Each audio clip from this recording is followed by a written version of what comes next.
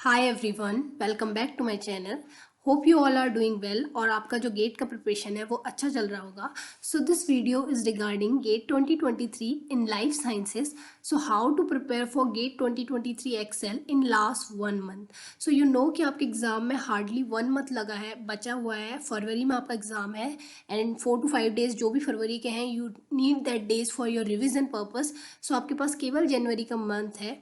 तो how you will prepare in 1 month कि आप क्वालिफाई तो करें then after that you get very good marks if you will cover your own units. Like अगर आप अपना यूनिट का जो 60 मार्क्स का रहता है बायोकेमिस्ट्री या बॉटनी जो भी आप कॉम्बिनेशन लेंगे, तो अगर आप उन 60 मार्क्स में से काफ़ी अच्छे से करें तो यू विल डेफिनेटली गेट 40 और 50 marks and rest of the marks you can score from your aptitude section और अपने केमिस्ट्री सेक्शन से। If you have good command in chemistry, then definitely you can score a very good marks in gate. And if you don't have that much good command in chemistry in last 1 month, if you prepare your units properly और आप उसके साथ aptitude को अच्छे से prepare करेंगे, definitely you can score up to 55 or 60 marks in 1 month if you will give your all attention to the gate examination in the final month.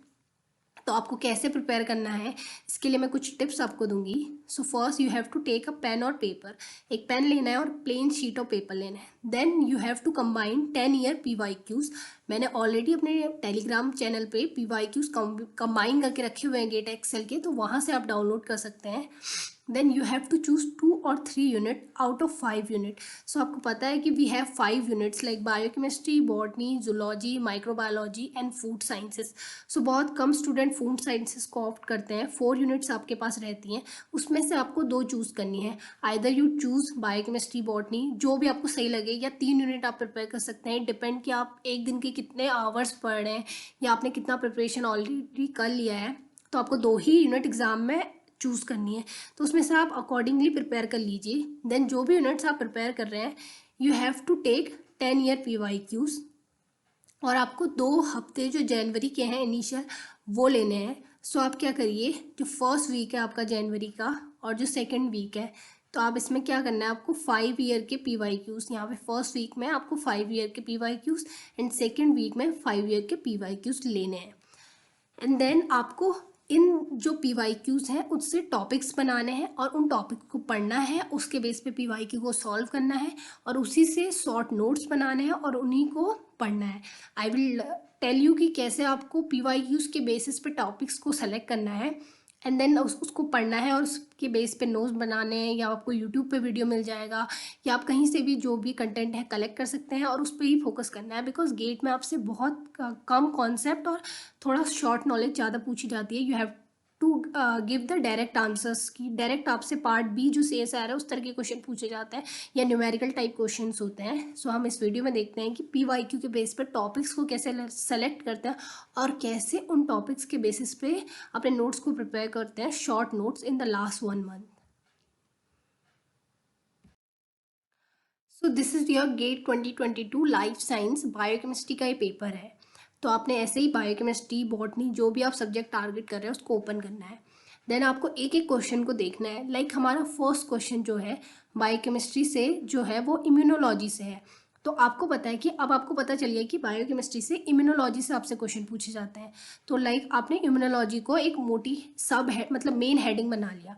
Then आपको देखो यहाँ पे क्या पूछा गया है, इम्यूनोलॉजी से इम्यून सेल के रिगार्डिंग क्वेश्चन पूछा जाता है। So there is a probability कि नेक्स्ट टाइम भी इम्यून सेल से कुछ ना कुछ क्वेश्चन पूछा जाए। तो यहाँ पे आपका एक टॉपिक हो गया type of immune cell. Then अगर आप PYQs को देखेंगे तो आपको याद होगा कि MSc 1 और MSc 2 पे बहुत सारे इम्यूनोलॉजी से क्वेश्चन आते हैं।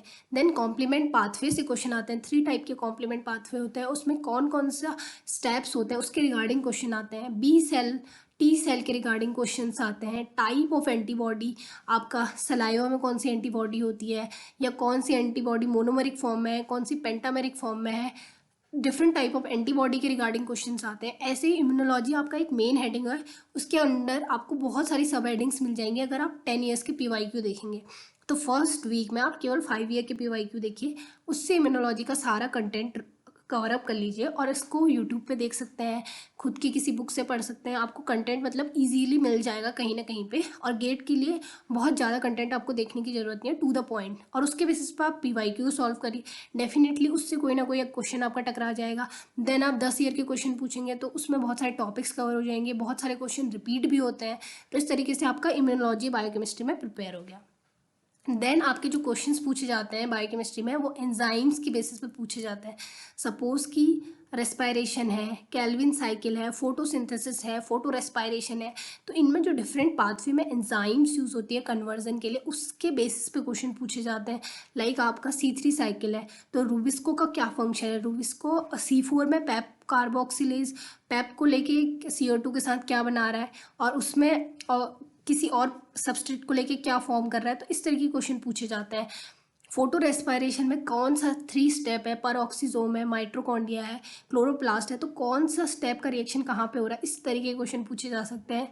देन आपसे न्यूमेरिकल बेस्ड क्वेश्चन पूछे जाते हैं कि CO2 कितने नंबर ऑफ रिक्वायर्ड है एक साइकिल में, 6 साइकिल में कितने CO2, कितने FADH बन रहे हैं, कितने NADH बन रहे हैं, इस तरीके के क्वेश्चन। अब ये सारा कंटेंट आपको कैसे मिलेगा, PYQ आप देखेंगे तो आपको ऑटोमेटिकली पता चल जाएगा। अब आपने सेकेंड क्वेश्चन देखा कि which of the following enzyme is located in outer mitochondrial membrane. इसका मतलब अगर आपको बायोकेमिस्ट्री टारगेट करना है तो आपको जो मेम्ब्रेन, सेल मेम्ब्रेन है और ऑर्गेनल है, सेल ऑर्गेनल है, तो उसमें आपको पता होना चाहिए कि लाइसोसोम में कौन सी एंजाइम होती है, परऑक्सीजोम में कौन सी एंजाइम होती है, या क्लोरोप्लास्ट में कहाँ पे कौन सी एंजाइम होती है। तो डेफिनेटली आपको क्लियर है कि आपको कौन सा टॉपिक पढ़ना है, तो आप इस टॉपिक को पढ़ लीजिए। यूट्यूब पे आपको बहुत कंटेंट मिलेगा, आप यूट्यूब पे देख लीजिए, उससे शॉर्ट नोट्स बना लीजिए या स्क्रीनशॉट ले लीजिए, उनको कंपाइल कर लीजिए।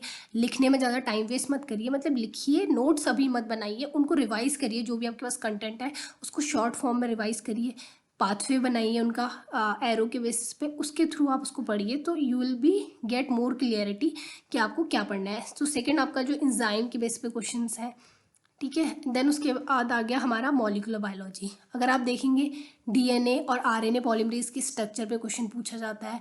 DNA पॉलीमरेज, RNA पॉलीमरेज कितने टाइप के होते हैं, देन ट्रांसलेशन का इनहिबिटर कौन है, रेप्लिकेशन के इनहिबिटर्स क्या हैं, और ट्रांसक्रिप्शन के इनहिबिटर्स क्या हैं, और देन ट्रांसलेशन का प्रोडक्ट है, लाइक आपके पास इतना mRNA है, कितना अमाइनो एसिड का प्रोटीन बनेगा, डाल्टन का बनेगा, या 3' UTR, 5' UTR, इसके बेसिस पे क्वेश्चन दे देंगे। या कोई हार्मोन है जैसे इंसुलिन है या कोई अदर हार्मोन है, उसके बायोसिंथेसिस का पाथवे दे देंगे। तो ये क्वेश्चन आपसे मॉलिक्यूलर बायोलॉजी इस तरीके से पूछे जा सकते हैं। देन कुछ सिग्नलिंग के रिलेटेड हो सकता है।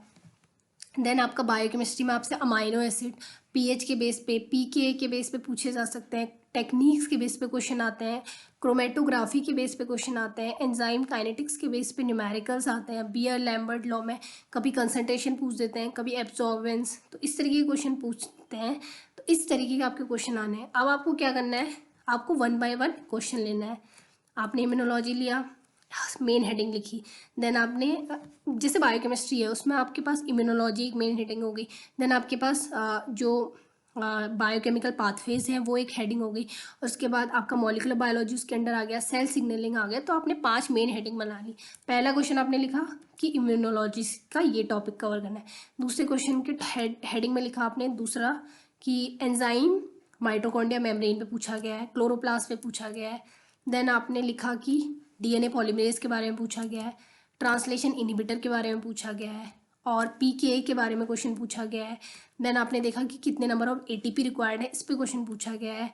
एब्जॉर्बेंस क्या है, मोलर ऑब्जॉर्प्शन कोफिशिएंट क्या है, इसके रिगार्डिंग क्वेश्चन पूछ, मतलब आप इन क्वेश्चंस को सब है जो आपकी मेन हेडिंग है उसके अंदर डिफाइन कर लीजिए। तो आपका एक पूरा लिस्ट ऑफ टॉपिक तैयार हो जाएगा एक ईयर के पेपर से।